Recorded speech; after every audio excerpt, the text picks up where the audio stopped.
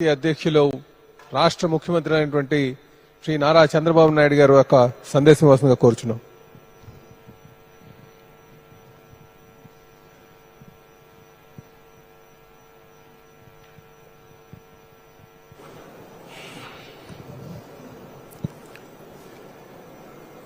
గౌరవనీయులు జనసేన అధినేత గౌరవ deputy chief minister Shri Pawan Kalyan garu, BJP రాష్ట్ర పార్టీ అధ్యక్షురాలు పురంధేశ్వరి గారు, గౌరవ పార్లమెంట్ సభ్యులు, గౌరవ శాసనసభ్యులు, గౌరవ శాసన మండలి సభ్యులు అందరికీ కూడా నా నమస్కారాలు.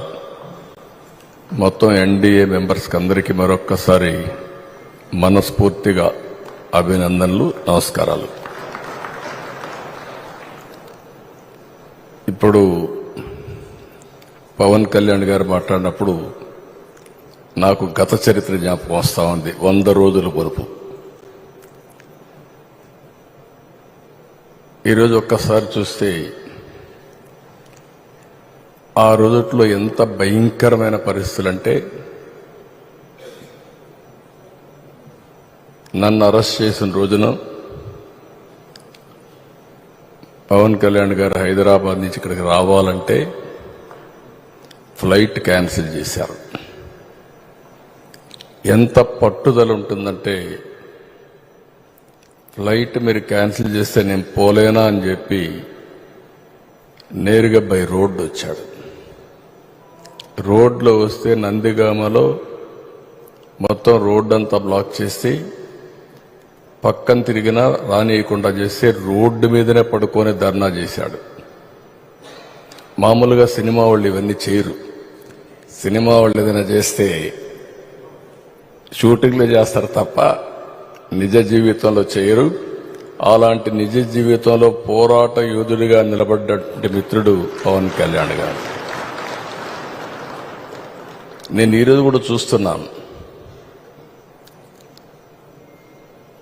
రాజకీయాల్లో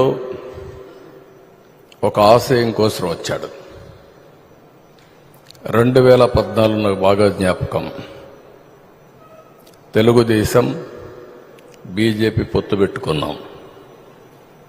పొత్తు పెట్టుకున్న సందర్భంలో పోటీ చేయకుండా ఎన్డీఏ గెలవాలి, ఇప్పుడు నేను పోటీ చేస్తే ప్రభుత్వ వ్యతిరేక ఓటు చీలుతుంది కాబట్టి చీలకూడదని నిర్ణయం తీసుకుని ఆ రోజు పోటీ చేయకుండా అందరి అభ్యర్థుల కోసం పనిచేసిన వ్యక్తి పవన్ కళ్యాణ్ గారు. నేను ఎప్పుడూ మర్చిపోలేనది. నేను జైల్లో ఉన్నాను. జైలుకు వచ్చాడు. వచ్చినప్పుడు మాట్లాడాడు, చూశారు. అన్నీ ఆలోచించిన తర్వాత బయటెళ్ళి కష్టకాలంలో ఉన్నప్పుడు ఏమాత్రం కూడా ఆలోచించకుండా జనసేన, తెలుగుదేశం పార్టీ 2 పార్టీలు కలిసి పోటీ చేస్తాయని చెప్పిన వ్యక్తి పవన్ కళ్యాణ్ గారు. అప్పటికి వాస్తవంగా ఆలోచిస్తే బీజేపీతో పొత్తులో ఉన్నారు. మళ్ళా అక్కడ ఒక మాట చెప్పాడు, నేను బీజేపీతో పొత్తుంది, వ్యతిరేక ఓటు చేయడానికి వీలు లేదు, కాబట్టి పొత్తు మాత్రం తెలుగుదేశంతో ఉంటుంది, బీజేపీని కూడా ఒప్పించి అలయన్స్ లేకి తెస్తామని చెప్పిన వ్యక్తి పవన్ కళ్యాణ్ గారు. క్రానలాజికల్ గా మనం చూస్తే ఒకటి తర్వాత ఒకటి మేమిద్దరం చూశాం. ఒకే ఆలోచన చేశాం, ప్రజలు గెలవాలి, రాష్ట్రాన్ని మళ్లీ పునర్నిర్మాణం చేయాలి. ఒకే ఆబ్జెక్టివ్. సీట్ల విషయంలో కానీ మీటింగ్ల విషయంలో కానీ ఎక్కడ చిన్న కమ్యూనికేషన్ గ్యాప్ లేకుండా పనిచేశాం. నేను ఈ సందర్భంగా బీజేపీ పార్టీని పురంధేశ్వరి గారు కూడా మనస్ఫూర్తిగా అభినందిస్తున్నా. ఎందుకంటే వారు కూడా ఈ అలయన్స్ రావడానికి ప్రధానంగా కృషి చేశారు. వేరే వాళ్ళు పార్టీ అధ్యక్షులుగా ఉంటే ఏమయ్యేదో నాకు తెలియదు, కానీ వారు కూడా ఏ విధంగా వర్కౌట్ చేయాలో వర్కౌట్ చేశారు. కేంద్ర నాయకత్వం కూడా ఈ విషయంలో మీరు గుర్తుపెట్టుకోవాలి. నేను పవన్ కళ్యాణ్ గారు ఒక అగ్రిమెంట్కి వచ్చాం.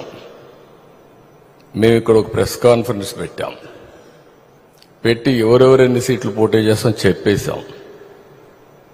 కేంద్రం ఒకసారి మాట్లాడాలంటే కేంద్ర నాయకత్వం బీజేపీ, నేను ఆయన ఇద్దరం ఢిల్లీకి వెళ్ళాం. పోయినప్పుడు వాడు మాట్లాడినప్పుడు ఒకే మాట చెప్పారు, అందరం కలిసి పోటీ చేస్తే బాగుంటుంది, అందరం కలిసి చేద్దామని అమిత్ షా గారు, నడ్డా గారు ప్రపోజల్స్ పెట్టినప్పుడు మేమిద్దరం కూడా ఒకే అభిప్రాయానికి వచ్చాం. ముగ్గురు కలిస్తే ఈ రాష్ట్రానికి పూర్వ వైభవం తేవచ్చు, కాబట్టి ముగ్గురం కలిసి పోటీ చేయాలని ఒక్క మాట కూడా అబ్జెక్షన్ చేయకుండా నిర్ణయం అక్కడే చెప్పామని చెప్పి కూడా నేను మీకు తెలియజేస్తున్నా. చాలామంది అన్నారు నష్టం వస్తుందేమన్నారు, కాదు లాభం వస్తుందని చెప్పాం. ఆ రోజు మా ఇద్దరి క్యాలిక్యులేషన్ ఏంటంటే ఇద్దరం కలిసి కేంద్రంలో బీజేపీ కూడా ఉంటే ఈ రాష్ట్రానికి న్యాయం జరుగుతుందని ఆలోచించాం. అదే ఈరోజు జరిగింది. మనం ఒక్క విషయం గుర్తుపెట్టుకుంటే 100 రోజులు నరేంద్ర మోడీ గారు మూడోసారి ప్రధానమంత్రిగా 100 రోజులు పూర్తి చేసుకున్నారు. ఇక్కడ ఎన్డీఏ మనందరం కూడా 100 రోజుల పరిపాలన మనం పూర్తి చేసుకున్నాం. కేంద్రం ఈ రోజు కానీ సహకరించకపోయి ఉంటే, కేంద్రం కానీ మనం అనుకున్న ప్రభుత్వం లేకపోతే వెంటిలేటర్ పై నుండే ఆంధ్రప్రదేశ్ రాష్ట్రాన్ని కాపాడుకోవడం చాలా కష్టమయ్యేది. నేను బయట ఉన్నప్పుడు చాలా విషయాలు క్రిటిసైజ్ చేశాను, కానీ గవర్నమెంట్లోకి వచ్చి చూస్తే ఇప్పటికి కూడా ఈరోజు క్యాబినెట్లు చూస్తే క్యాబినెట్ మినిస్టర్స్కి ఆశ్చర్యం వేస్తూ ఉంది, ఇన్ని అవకతవకలు చేయగలిగారని. వరదలు వచ్చాయి, 2,000 కోట్ల రూపాయలు రిలీఫ్లో డబ్బులున్నాయని చెప్పి పెట్టారు. నేను కూడా అనుకున్నా 2,000 కోట్లు ఉందేమో అని. అంటే ఇంత అనుభవం ఉంటే నాకే అర్థం కాలేదు. చూస్తే 7,000 కోట్ల రూపాయలు 6,000 సంవత్సరంలో ఖర్చు పెట్టేసి ఖర్చు పెట్టిన డబ్బులకు అకౌంట్ చూపించలేకపోయారు. అంటే అక్కడ డబ్బులు లేదు, ఎక్కడా డబ్బులు లేదు, అది వేరే విషయం. కేంద్రం ఇచ్చిన డబ్బులన్నీ డైవర్ట్ చేసేశారు, ఏ అకౌంట్లో డబ్బులు లేదు, జీతాలు కూడా ఇవ్వలేని పరిస్థితి, చాలా సమస్యలు వచ్చాయి. అయితే చాకచక్యంగా 1 by 1 చేసుకుంటూ వచ్చాం. ఈ సందర్భంగా నేను ఒకటే మిమ్మల్ని అందరినీ కోరుతున్నాం, ఈరోజు మనం గెలిచాం, గెలిపించారు ప్రజలు. చాలా యాస్పిరేషన్స్ పెట్టుకున్నారు, మామూలు కాదు.